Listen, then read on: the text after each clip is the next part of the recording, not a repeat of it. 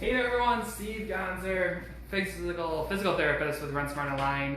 I am not treating patients today, but I had some patients yesterday that I want to talk to you about because it's like Groundhog's Day. All your runners are the same, not to profile you or anything. I'm gonna shut this door, get better sound. But what they ended up doing was the same thing, two different runners. One had a little hamstring thing going on, the other one had a calf thing. And I know you guys are all going to do this at some point in your running, so I thought, why don't I just show you what they did and how you can beat it? Because I truly believe that most injuries can turn around in the first 2 weeks if you can do the right stuff right out of the gate. Problem is, everyone does the same thing, and it just prolongs injury because you don't want to stop running, you don't want to miss training runs, whatever it might be. Before I get started, if you want to check out the full injury management seminar thing that I have, go to tryrunsmart.com. I also put a link in this post. You can check out my little system for beating injuries and getting back on the road, but also you can check out my strength workouts and training plans. For as little as $1, you can check that all out. So here's what I want to show you. This is what this runner did. Here's the timeline. I'm just going to write ouch here. This is where she realized that she was hurt. I probably didn't plan this well, and I'm going to run out of space at some point. Let me make sure I'm on the screen. All right, so she has ouch, and then what did she do? She waited 2 days. Actually, no, she did. That was the other guy. She went running the next day, hoping that it was nothing, and she still hurt here. So then she took a little bit of time off, right? And that's what, when I say a little bit, I'm talking like a day off. And then she found herself, this is Sunday, this is Monday, Tuesday, Wednesday she took off, and then by Friday she felt good. And this is the thing that a lot of people run into, is they feel good, so they go out and try to run. On Friday she's running along, and nothing really bothers her that much, so she decides to do sprints.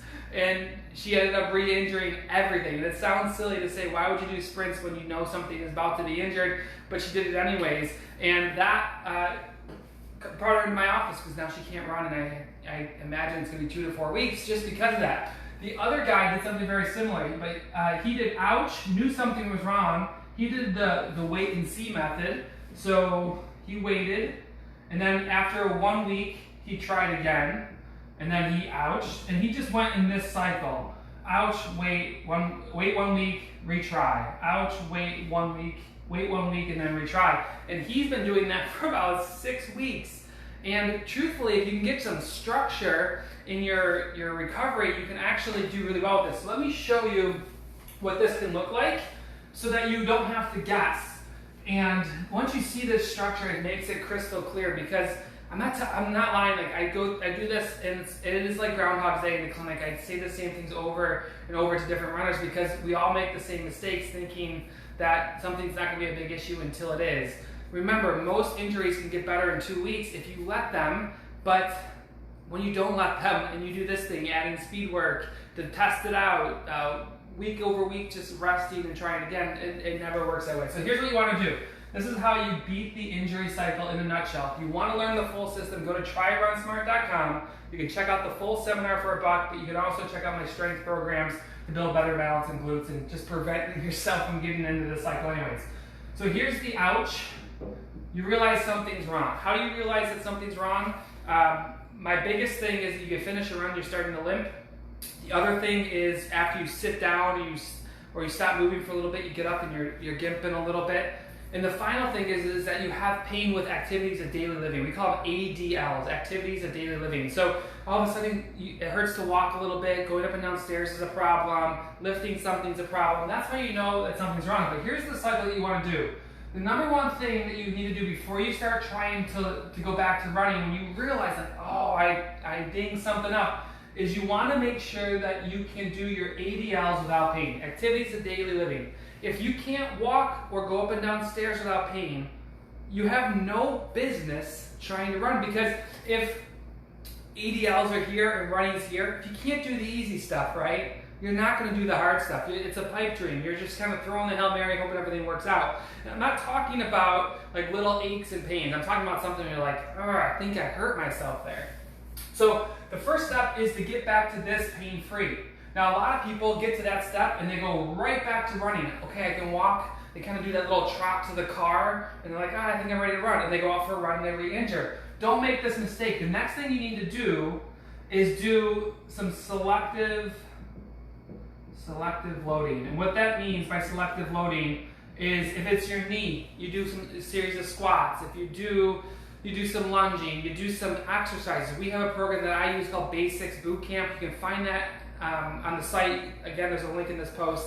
But you do selective loading. Can you strain the tissue? Can you put extra load on it and it's okay? So the easy thing for the knee to do is to do some squats, do some step-ups, do some lunging. If you can't, like say you're walking and talking and you have no problem, but you still can't lunge on a knee that's sore, lunging's here, running's here. Can't do the easy stuff, you can't do the hard stuff. So what you'd want to do is you want to do selective loading, and you want to make sure, okay, now that's good. The next step to do is a pre-run test. And now a lot of my patients know what this is. I call it the ladder test. I include this in the seminar. The ladder test is a simple little agility ladder. You can actually, I'll find the link and I'll put it in the post after I get done with this video. I have a blog post on how to do that, but it's also included in the seminar. So you're good with this. The next step is to do your pre-run, and then you go into your, what I call your feeler run. I don't know why this is a circle because it's leading back to ouch. So we're gonna do this. Run, and then we'll put ouch up here and it fed into that. So you're gonna do a feeler run. I spelled feeler run. I'm off to the races here. All right, feeler run. Your feeler run. This is where a lot of people go wrong, right? They get ready to run. They get all excited. They go out and they end up hurting themselves again. Your feeler run is easy. There's no sprints in it, and it's 10 minutes. Whether you think you can go longer, whether you want to go longer, it's 10 minutes and it's super easy. All you're doing in this step is another test. That once you start ramping your mileage up, will it sustain? And then once you get through your feeler, you go back into running. This whole cycle of you're running along, you have an injury, you want to make sure your activities of daily, living are normal, walking, talking, stairs, all that stuff is fine. Then you go into selective loading like lunges and steps and squats and make sure that's okay. Then you go into your pre-run test. I'll post a link to that for you. And then you go into your feeler. This whole cycle is super effective. I've been using this for patients for 10 years. If you want the full access to what this program is, go to tryrunSmart.com. If you want to avoid getting into this, how do you avoid this ouch in the first place? Well, you can't completely avoid it because you're going to get hurt. There's no way around it. With running, with training, there's just bound to have some injuries. But to prevent those, you should focus on glute strength, hip strength, and balance. I have full strength workouts I'd love for you to check out. Again, it's just for $1. Go to tryrunsmart.com. You can check that all out. But this is the cycle. Don't fall into it. Don't do the wait and see method. Don't start adding sprints. You have to reload the tissue properly. And check the comments. I'll put that in there. And if you want help, go to tryrunsmart.com. All right. Hope everyone has a great day. Bye.